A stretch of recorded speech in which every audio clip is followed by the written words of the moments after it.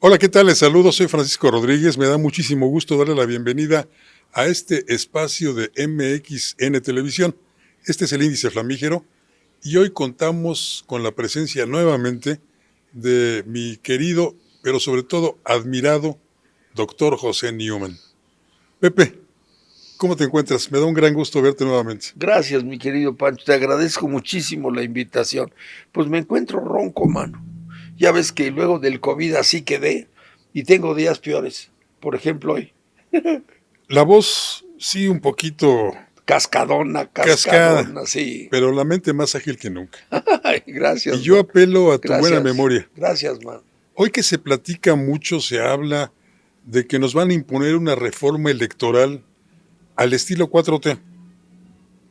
O sea, nos van a imponer lo que ellos digan, como digan y cuando lo digan. Exactamente. Tú viviste varias reformas políticas.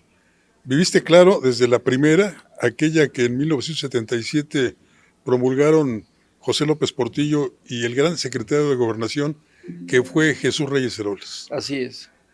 Y luego viviste también una contrarreforma Así es. con Manuel Bartlett en la Secretaría de Gobernación. Así es. Todo ello desde el Registro Nacional de Electores Así es. que por aquella época encabezabas. Así es. ¿Qué nos platicas, Pepe, de la primera reforma política? ¿Cómo nace? ¿Quiénes participan?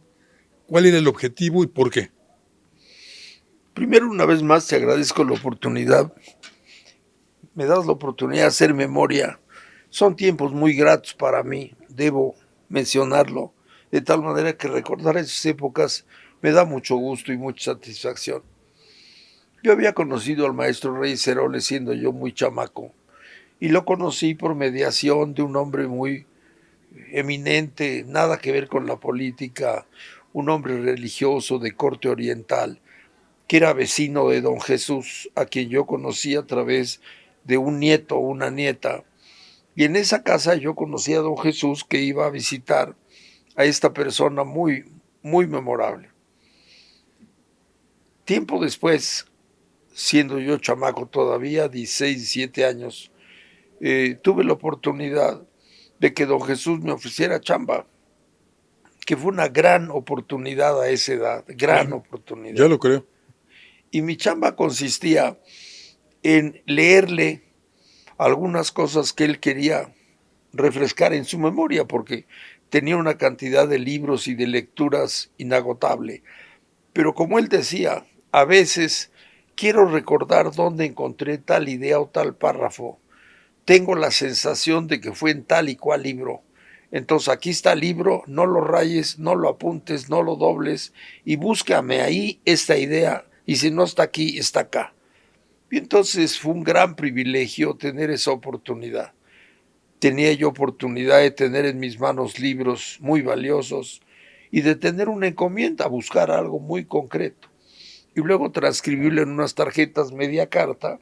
Cuando se lo llevaba y era lo que estaba buscando, se ponía muy contento. Ese es el párrafo que yo andaba buscando, este es el párrafo. Bueno, eso me ligó con don Jesús. Más tarde tuve la oportunidad de irme a estudiar fuera. Fui de los primeros becarios de CONACYT. Cuando le dije que me iba, se burló, ¿no? Y me dijo, muchachos como tú, que es que tienen vocación política y en la primera oportunidad se larga, jaja, te rió. Bueno, traté de mantener la comunicación con él y a mi regreso lo primero que hice fue irlo a buscar. Estaba recién destapado, utilizando expresión José López Portillo. Y entonces, en cuanto llegué en la Navidad del 75, escuché en el ambiente que se decía que don Jesús Reyes Heroles, quien había colaborado cercanamente con el presidente Echeverría, con quien había acabado en malos términos, se estaba incorporando a la campaña de don José López Portillo. Entonces, aparte de que yo lo habría ido a buscar de todas formas, el tema salió y le pregunté si en efecto era cierto que estaba incorporado. Obviamente, como él era, ¿no?, chascarrillento, criticón, me dijo, ¿para qué quieres saber? Dije, pues es que yo quiero incorporarme a la vida pública. Entonces se sonrió y me dijo, para que luego te vuelvas a ir. No, don Jesús, El hecho es que sí, me reconoció que estaba en eso, que Pepe López, como él le decía, le había pedido incorporarse y le había pedido concretamente pensar en su proyecto político. ¿Por qué? Estoy repitiendo ideas de don Jesús, frases. El candidato López Portillo está básicamente, centralmente dedicado al tema económico, porque es consciente de la situación tan difícil que en esa materia va a heredar.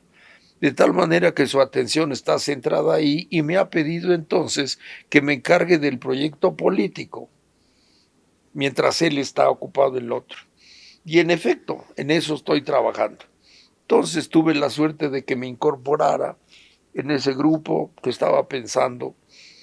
Y puedo decir, sin lugar a dudas, que el proyecto pertenece a la cabeza de don Jesús, ¿no? Don Jesús le habían encomendado una tarea porque sin duda era un hombre que dedicaba su tiempo y su vida a pensar en la realidad política, no sin demérito de otros temas que siempre estaba pendiente, pero su especialidad era la política. Así es, sí. Entonces, en ese momento, su reflexión, dicha de manera muy resumida y muy torpe, porque él era sumamente elocuente y culto y brillante, ¿no? Era más o menos la siguiente, ¿no? Para utilizar una expresión vernácula que él usaba, ¿no? Lo que está pasando en la realidad política es que la plaza se nos está vaciando, ¿no? El PRI se ha achantado, el PRI confiado en su mayoría y en su poder, no, ha descuidado la tarea política, la competencia política se ha apoltronado y eso no está bien. Yo estuve al frente del PRI y quise precisamente despertarlo. Insisto en que es momento de hacerlo. Te interrumpo. Esa mayoría del PRI en la que se sentían cómodos los tricolores, ¿no se está repitiendo un poco ahora con Morena? Que tienen también la mayoría, aplastante, por supuesto, es la barredora. Morena es la barredora en materia electoral. No los hace sentirse muy cómodos, a grado tal de que la señora presidente habla de que, pues, ¿para qué hacen política los demás partidos? Tienen que hacer caso y si se quejan, pues que hagan yoga. ¿No? Así es, así es. Puede ser que haya algún paralelismo, pero yo no lo encuentro tanto. A ver si me permites ver la diferencia. A ver. La tesis de don Jesús era, el país ha cambiado mucho en los últimos años y por tanto han surgido nuevas opciones políticas que hace unos años no existían. Recordemos que primero se crea el PRI, en su antecedente PNR, como de hecho una federación de grupos políticos, ¿no? Más que un partido, una federación. Y ciertamente se crea desde el poder para administrar, ¿no?, la transmisión del poder. Y en ese momento el naciente PNR incorporó a todas las fuerzas políticas importantes. La reflexión de don Jesús era, de ahí en adelante han ido surgiendo otras fuerzas políticas que a diferencia de entonces, estas ya no están incorporadas dentro del PRI, ¿no? Entonces, por un lado, el PRI, ¿no?, ha ido cobrando una seguridad que se está traduciendo en que se ha apoltronado. Malo, hay que despertarlo. Por otro lado, enfrente, ¿no?, hay nuevas fuerzas políticas y el espacio que el PRI está ocupando peca de abusivo y entonces los otros no tienen la representación que van mereciendo. Entonces ese es el otro lado. Entonces, si la pregunta fuera ¿cuál es el objetivo? Despertar al PRI y hacer que vuelva a competir para que se despierte y tenga agilidad en mejora del PRI. Exactamente lo contrario de lo que estaría haciendo Morena en este momento. Exactamente, ¿no? Hay que despertarlo para que se avive y para que se renueve y para que la competencia política readquiera dinamismo y sea útil para el país, ¿no? Para despertar al partido mayoritario. Y de paso, ¿no?, y de manera igualmente importante, darle a la oposición, que hoy en día es innegable que está creciendo, los espacios que reclama y que justamente le toca, y no tenerlo arrinconado, ¿no? Consideración general. Consideración más específica, ¿no? Estamos llegando a la sucesión presidencial con un candidato del PRI y como se ven las cosas, va a correr solo, ¿no? ¿Cómo sucedió? Va a correr solo. Y es un pésimo indicador, porque esto ratifica lo que he dicho, ¿no? Por un lado, un partido que se ha apoltronado y vive eso como si fuera mérito, cuando en realidad es de mérito, ¿no? Segundo, ¿cómo llevar a un candidato que corre solo y presumir que tenemos una democracia competitiva? Eso es ridículo. Tercero, ¿por qué va a correr solo? Porque la oposición está arrinconada y porque la oposición también se ha ido enfermando producto de la misma situación. Entonces se trata de despertar la lucha política, ¿no? Haciendo que el PRI compita, ¿no? Para que despierte y haciendo que la oposición realmente se profesionalice, tenga cabida, tenga espacios, asuma su responsabilidad. Entonces, este es el propósito. Para ello, pues obviamente hay que redefinir el escenario, ¿no? Hay que partir de los conceptos básicos. Voy a mencionar muy poquitos para que sea resumido. Uno, tenemos una ley electoral desde la época de Carranza que señala que la responsabilidad de realizar y vigilar los comicios es del gobierno. Pues eso está mal, ¿no? Juez y parte. Eso está mal. Entonces hay que redefinir eso. Si la redefinimos en términos de que esa es una tarea, ¿no?, compartida entre el Estado, los partidos políticos y la ciudadanía. Si redefinimos así y decimos que los tres son corresponsables, pues entonces hay que distribuir la responsabilidad para que no quede en letra muerta, sino que sea una realidad actuante. Entonces tenemos que reformular los órganos encargados de las elecciones, de tal manera que haya corresponsabilidad.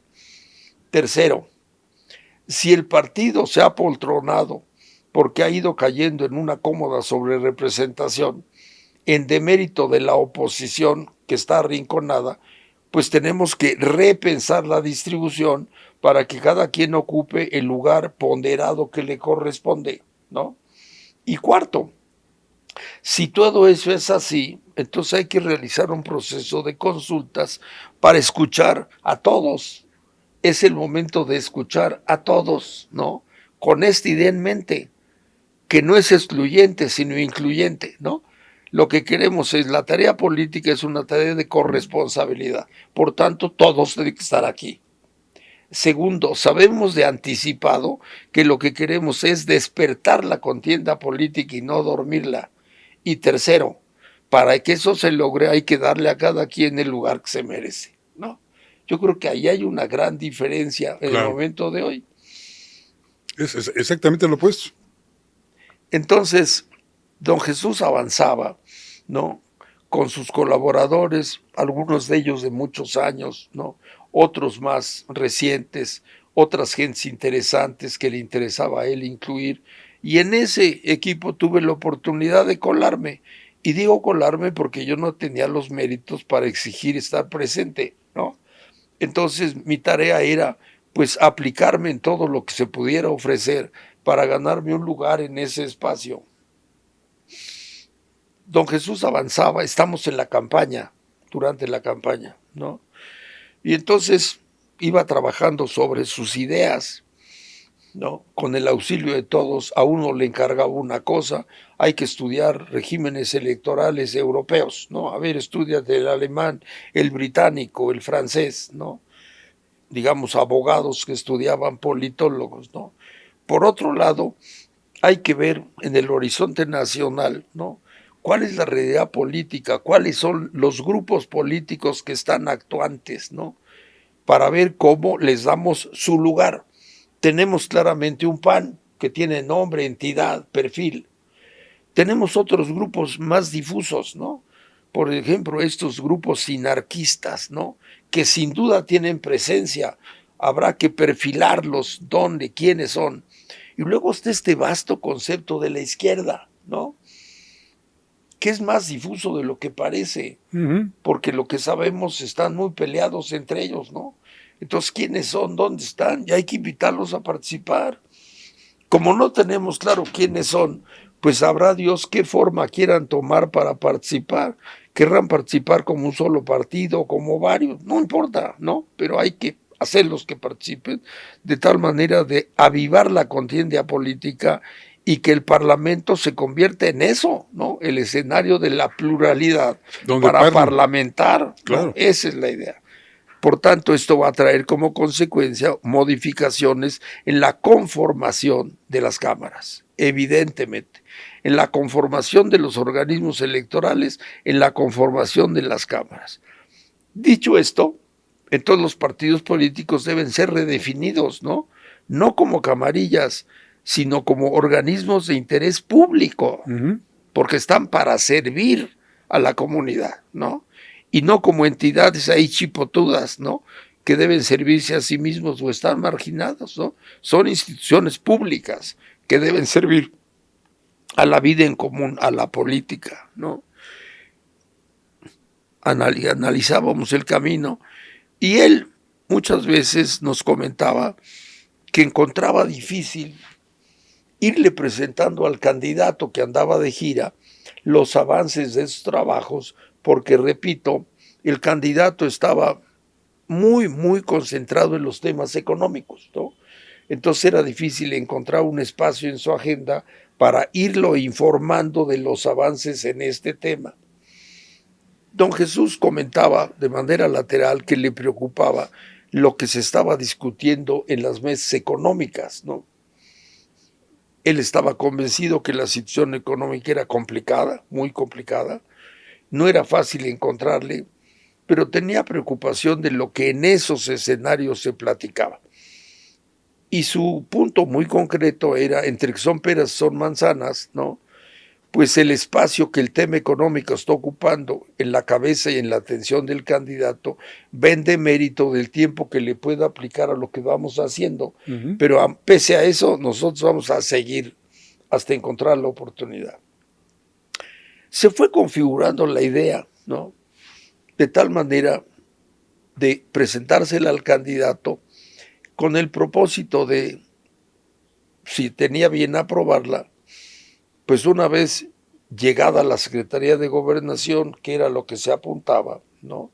Que a nombre del gobierno convocara a estos foros plurales para discutir este propósito, claro, teniendo como idea central estas que ya te he explicado, ¿no? Avanzaba la campaña y eventualmente él primero y después él y el equipo tuvimos la oportunidad de planteárselo al candidato López Portillo. Era claro que el candidato estaba centralmente ocupado en los temas económicos. Era imposible no verlo y por otro lado era explicable, ¿no? El fin del echeverrismo había dejado las finanzas públicas en un punto realmente muy complicado. Pero no ¿Tanto como ahora? En un sentido sí, desde el punto de vista de el problema que agobiaba al país por dos razones. Uno, la deuda, que se había incrementado muchísimo. Igual que ahora. Y por otro lado, el hecho de que se había incrementado porque Echeverría había decidido utilizar el gasto público como un instrumento político, ¿no? Digamos así, de popularidad y de manipulación. Igual que ahora. Pues sí, ¿no? Con la diferencia de que toda proporción guardada, las cantidades de entonces resultan ínfimas comparadas con las de hoy, ¿no? 7 billones de pesos creció la deuda solamente en el sexenio anterior y en lo que va de este sigue aumentando. Pepe, si nos permites, hacemos una muy pequeña pausa. Claro. Enseguida volvemos. Sigue con nosotros que la plática está interesantísima.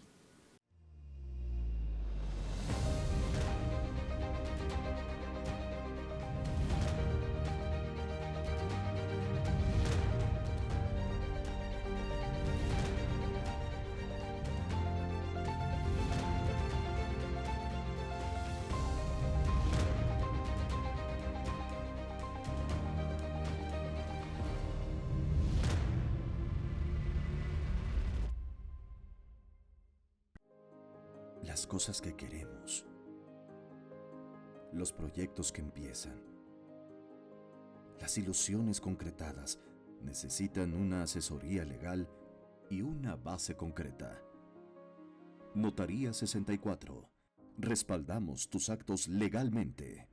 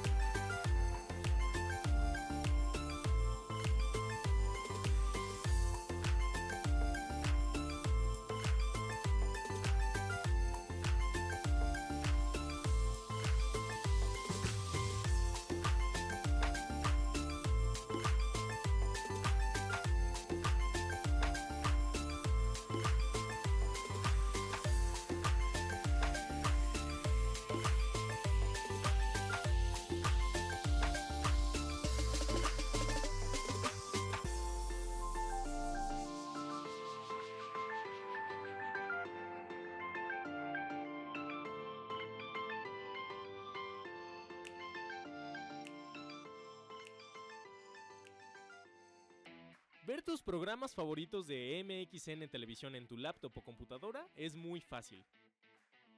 En tu navegador de internet abre YouTube, en el icono de buscar escribe MXN Televisión. Da clic en el círculo blanco en nuestro logo. No olvides darle seguir.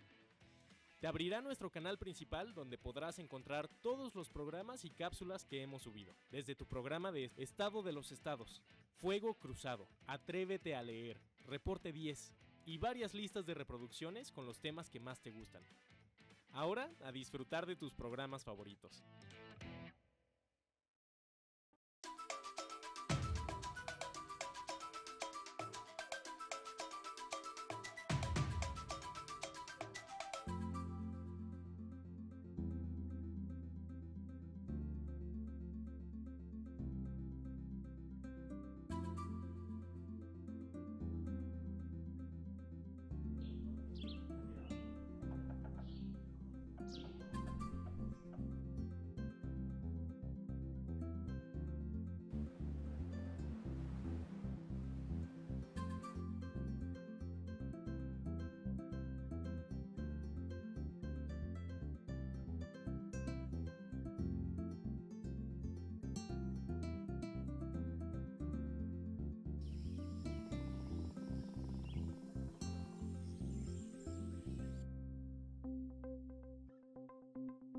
Quintana Roo vive.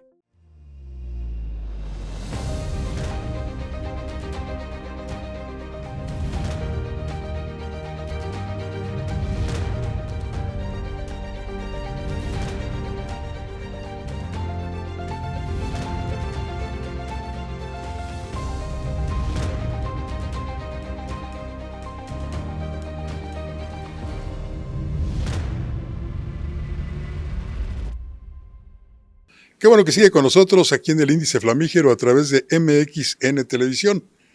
Le reitero, usted lo sabe, nos puede ver en todas las plataformas de la red. Ahí estamos. Coméntenos, háganos sugerencias, critíquenos, por supuesto. La crítica es más que bienvenida. Seguimos platicando con el doctor José Newman Valenzuela, mi admirado y querido Pepe. Gracias, Paco. Pepe, ya ha presentado el proyecto ante el entonces candidato José López Portillo, ocupado, como nos has reiterado, en cuestiones económicas. ¿Cuál fue su reacción? Aquí es muy interesante, ¿no? Llegado el momento, desconozco el contenido de las reuniones que en lo privado tuviera don Jesús con él. Hablo de los que me constan, ¿no? La actitud del candidato López Portillo fue muy atenta, escuchó con mucha atención. Y después su actitud fue no cerrada, no negativa, pero sí cuestionadora, ¿no? Jesús está seguro. Quiero pensar que él, que estaba abrumado, ¿no?, con la cuestión económica, el que le plantearan un cambio en esta materia, pues le ha de haber también llamado, le decía, aparte del problema que tengo ahora también acá. Entonces, Porque era un cambio radical. cabe la posibilidad que dijera, híjole, ¿no? ¿Estás seguro? Don Jesús, para el que esto era obvio, ¿no? Pues hizo la cara así como de...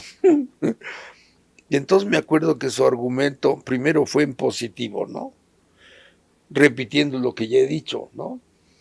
El PRI se ha poltronado, es necesario reactivarlo, la oposición no está incorporada como debe, todo el escenario hay que redefinirlo y pasar de un gobierno que hace las elecciones a organismos electorales tripartitas, a la corresponsabilidad. Hay que redefinir a los partidos políticos como órganos de interés público, en fin, los grandes puntos de definición, ¿no? Pero volví a hacer la pregunta, nos vamos a meter en ese lío. Don Jesús insistía, sí, ¿por qué? ¿No? Y llegado el momento cambió el argumento, ¿no? Y más o menos lo que le planteó fue lo siguiente, ¿no? En verdad, señor candidato José, en verdad que te deseo que la política económica que lleves a cabo, ¿no?, enfrente con eficacia la situación, en verdad. Si esto es así, si logras los objetivos que te propones, la reactivación económica generará inversión, la inversión generará empleo, el empleo generará bienestar, el bienestar generará recaudación, la recaudación generará derrama y esto aliviará las tensiones sociales y las tensiones políticas. Me queda claro que si la política económica resulta positiva como te deseo, puedes pensar que esto es accesorio, ¿no? Ojalá. Pero quiero pensar, si me permites, en la posibilidad de que el proyecto económico no obtuviera los resultados o todos los que deseas. ¿Te pones a pensar lo que va a pasar? No. Se van a avivar las tensiones, el conflicto se va a avivar y entonces, no. Entonces te lo planteo al revés, ¿no? Esto que te estoy planteando es la red de salvación de tu sexenio, ¿no? Ojalá que la política económica funcione. En ese sentido puedes pensar que esto es accesorio, ¿no? ¿Para qué cambiamos esto si todo va bien? Pero si la política económica no lograra todo lo que esperamos que logre. Que logre algo, pero no todo, a lo mejor no. Entonces, haber descuidado esto, ¿no?, pues será una gran pérdida de oportunidad. Por ello te propongo esto como la red de salvación. A lo mejor te parece un poco innecesaria, porque confías en que la política económica funcione de maravilla. Pero te lo digo así, si aquello llegara a no funcionar todo lo bien que esperas, este es el camino de salvación. Y entonces el conflicto estará en las cámaras y no en las calles. Entonces el conflicto estará en el Parlamento, ¿no?, y no en la acción, y ahí se puede administrar. En la acción bélica, ¿no? En las cámaras se puede administrar el conflicto. Exacto, y tendremos un conflicto político civilizado, sereno, democrático, parlamentado, ¿no? Y entonces habremos dejado atrás las épocas del clandestinaje, de los grupos políticos ultras, ¿no?, los subversivos, de los secuestros, las guerrillas, y por tanto, ¿no?, de la tentación represiva para sofocar esos levantamientos. Asaltos a los bancos había en aquella época. Ese fue el argumento definitivo, ¿no?, que hizo que López Portillo dijera, adelante, ¿no? Y entonces sí, don Jesús ya se preparó para, en llegando, ¿no?, hacer la convocatoria formal a todas aquellas personas que de alguna manera él había venido ya frecuentando, comentando y recibiendo. Y entonces se creó el órgano de la consulta, se hizo una convocatoria muy amplia, se dieron las sesiones a veces interminables en donde participó muchísima gente con ideas, pero el tronco central fueron estas ideas, ¿no? Redefinir la responsabilidad de la celebración y vigilancia de las elecciones, redefinir la naturaleza de los partidos políticos, redimensionar, ¿no?, la participación ponderada, ¿no?, de cada una de las fuerzas políticas para que de manera, digamos, proporcional es la palabra, ¿no?, formen parte de los poderes, en este caso del poder legislativo. Así es. ¿No? Y sobre la base de eso, más la incorporación de todas las ideas, se fue haciendo la agenda del proyecto que eventualmente se traduciría en una iniciativa que se presentaría al Congreso en 1977. ¿No? En paralelo, había que ir pensando cómo se iba a realizar todo eso, ¿no? Porque el menú estaba grande, ¿no? Vaya, una pregunta. ¿Participó Pablo Gómez en aquellos conversatorios? Sí, entre muchos otros, sí participó Pablo Gómez, ¿no? Yo quiero mencionar una figura de la izquierda que pienso que fue vital, sin demérito ni crítica de ninguna otra. Participó Arnoldo Martínez Verdugo, entonces presidente del Partido Comunista, en fin, participaron muchas gentes importantes, pero quiero mencionar a alguien que a veces ha pasado desapercibido, ¿no? Y fue un famoso izquierdista, comunista, marxista, Sánchez Aguilar. En este momento olvido, mi amnesia hace que olvide el nombre de pila, ¿no? Pero fue un hombre especialmente importante por dos razones. Primero, era un hombre acreditado entre sus pares, ¿no? Podían o no estar de acuerdo con él porque la izquierda estaba muy fragmentada, pero tenía el respeto de la gente de la izquierda. En consecuencia, él conocía bien a la izquierda, ¿no? Y sabía identificar cómo este grupo se había subdividido y luego el otro se había subdividido y luego se había radicalizado. Tenía el mapa de la izquierda, ¿no? Y segundo, era un hombre muy comprometido con la idea de lograr hacer avanzar a la izquierda, ¿no? Hacer avanzar quiere decir unificarla y no dispersarla, ¿no? Institucionalizarla y no salvajizarla, como él decía, ¿no? Deseablemente acabar con las acciones armadas, es decir, en una palabra, institucionalizar a la izquierda. Su guía fue especialmente importante porque él tuvo la precaución de recordarle a don Jesús y a la gente de don Jesús los grupos para que ninguno quedara afuera, las personalidades para que todas fueran oídas, ¿no? Y él se encargaba de subrayar en cada una de las diversas facciones cuál a sus ojos era la importancia de tal aportación o de tal aportación. De la misma forma que conociéndolos bien, él advertía, ¿no?, los extremismos que nos íbamos a enfrentar cuando consultáramos a cada uno de ellos, ¿no? Su tutela, su asesoría, quiero destacarla porque fue especialmente importante en el detalle, ¿no? No las grandes ideas, pero sí el detalle de cómo zurcir y cortar, ¿no?, para hacer aquella tela o de aquella tela un tapiz que funcionara en la materia política. Y del lado del sinarquismo, ¿quién creerías tú que fue alguien similar? Recuerdo un nombre de apellido Magaña, ¿no?, un poco como el eje que conjuntaba esa fuerza muy ubicada en el Bajío. Sí.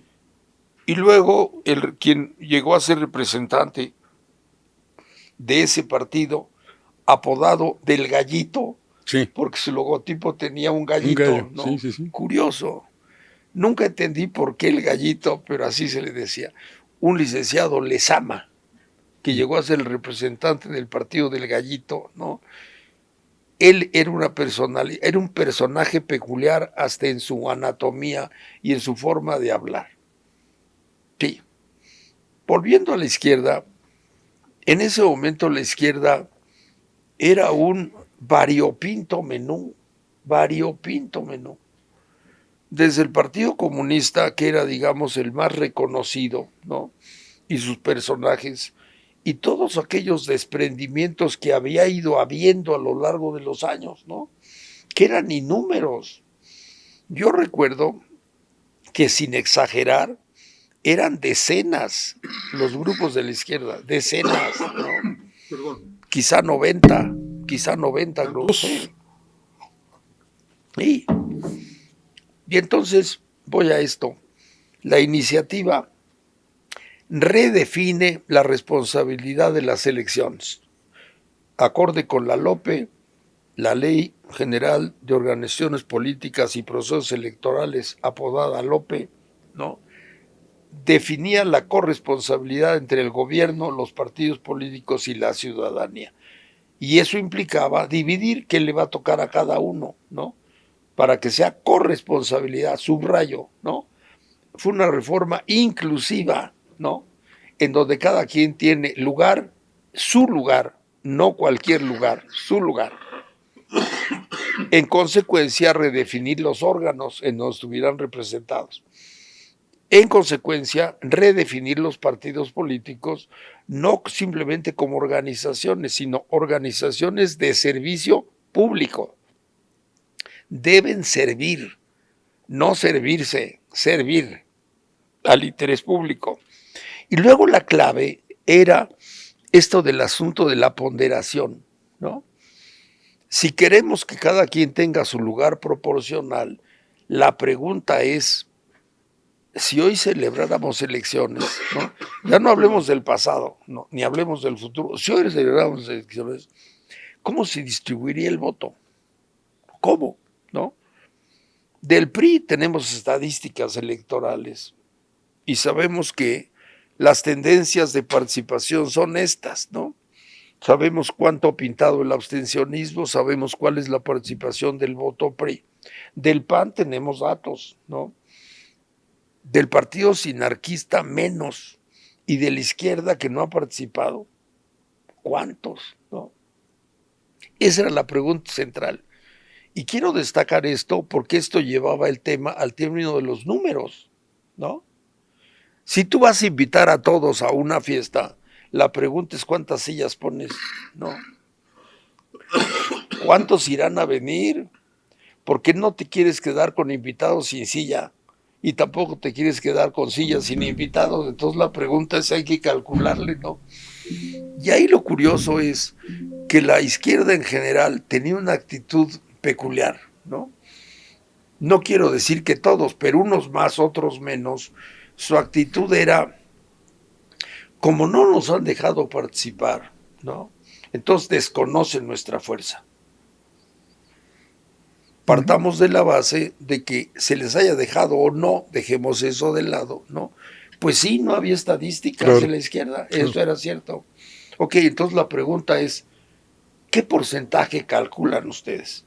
Y ahí la pregunta era, ¿ustedes? Cada quien se veía a sí mismo, ¿no? Y entonces entre ellos mismos despreciaban o desconocían la presencia de otros grupos, ¿no? Estaban los estalinistas, los trotskistas, los maoístas y los sindicatos universitarios, las organizaciones campesinas, las organizaciones obreras, ¿no? ¿Cuántos votos se podrían llevar si no había antecedentes? Entonces la actitud era un tanto ufana, ¿no? En el momento que nosotros participemos, nos vamos a llevar todos los votos. Sumados el 500%. Todos, el 500%. Pues obviamente era un bluff, ¿no? Teníamos que partir de la base de que era un bluff, pero volvíamos a la pregunta, ¿cuántos, no? ¿Cuántas sillas ponemos? Y entonces eso fue la tarea de detalle más interesante, ¿no? ¿Cómo saberlo? No era época de encuestas, no se hacían encuestas, ¿no? Eran épocas de estimaciones cualitativas, ¿no? Asumiendo A y B y C, digamos que si la participación fuera de tanto, bien pudiera ser que, ¿no? Una bola de suposiciones. Y entonces, ¿cómo diseñar un plan, ¿no? Sin saber qué tanto peso va a resistir, ¿no? Tú diseñas las columnas y los espacios y las sillas, pues calculando para qué va a servir el edificio, ¿no? ¿Cuánta gente va a caber? O la carpa. O la carpa, ¿no? Ese fue el secreto. Quiero añadir, ¿no?, que durante las sesiones fueron apareciendo muchas demandas específicas y concretas, ¿no? Por ejemplo, críticas al padrón electoral, ¿no? Que el padrón electoral no elimina a los muertos, ¿no? Unos decían escuetamente el hecho, entonces tenemos ahí registros de personas ya fallecidas y eso distorsiona las cifras.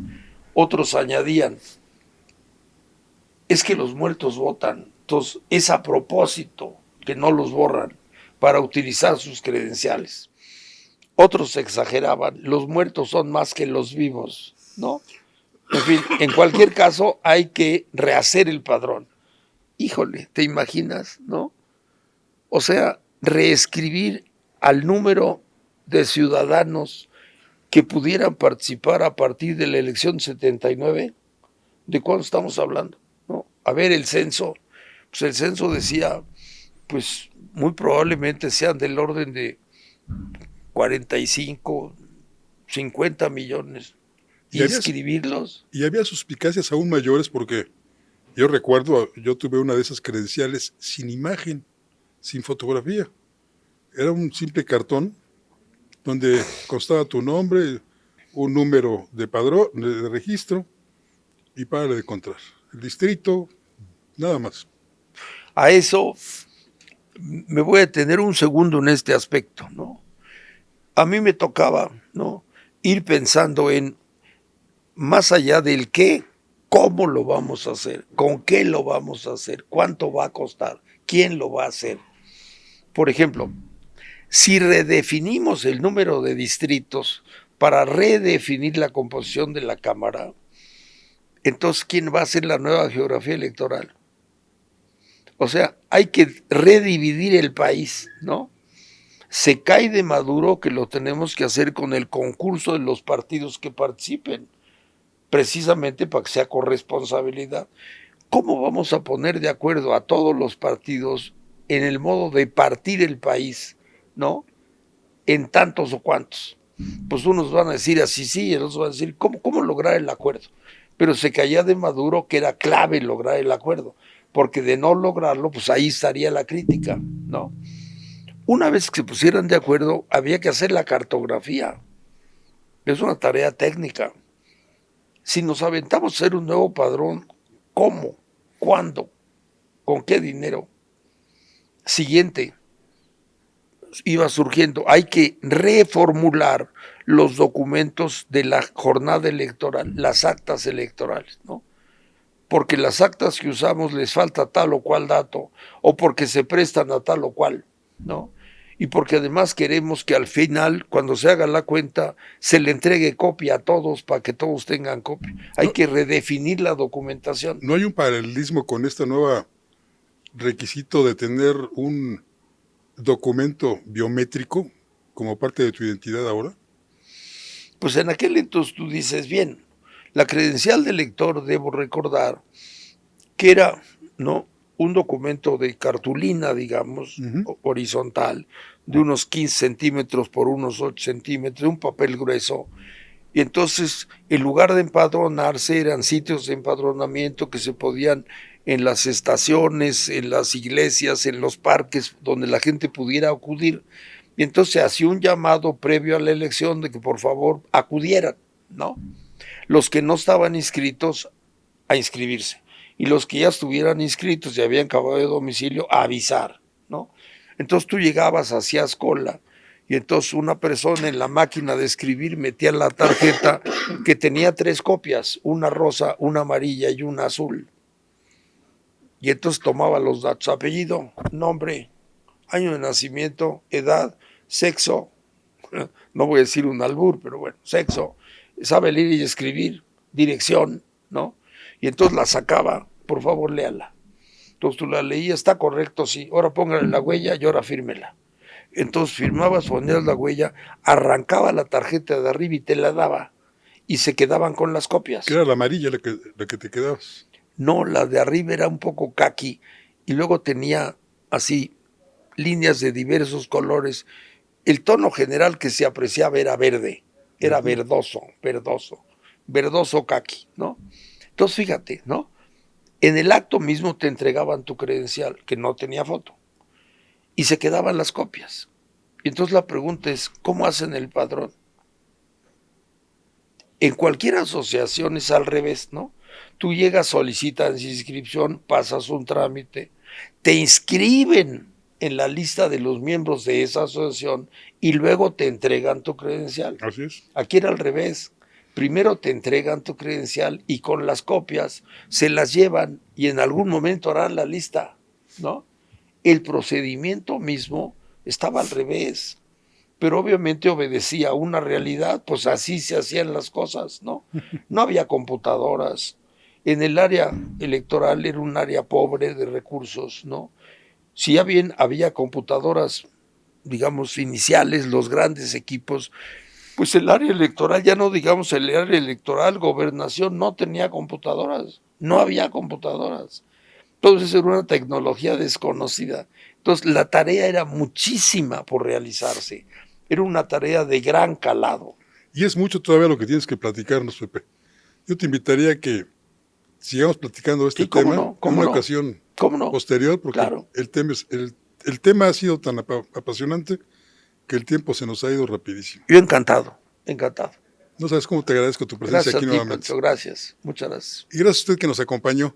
No se pierda, muy pronto tendremos nuevamente aquí al doctor José Newman Valenzuela para platicarnos cómo se elaboró cómo se redactó, cómo se las ingeniaron para aquella primera gran reforma electoral que poco a poco han ido tirando a la basura los gobiernos y los partidos políticos, en detrimento de usted, de nosotros, de todos.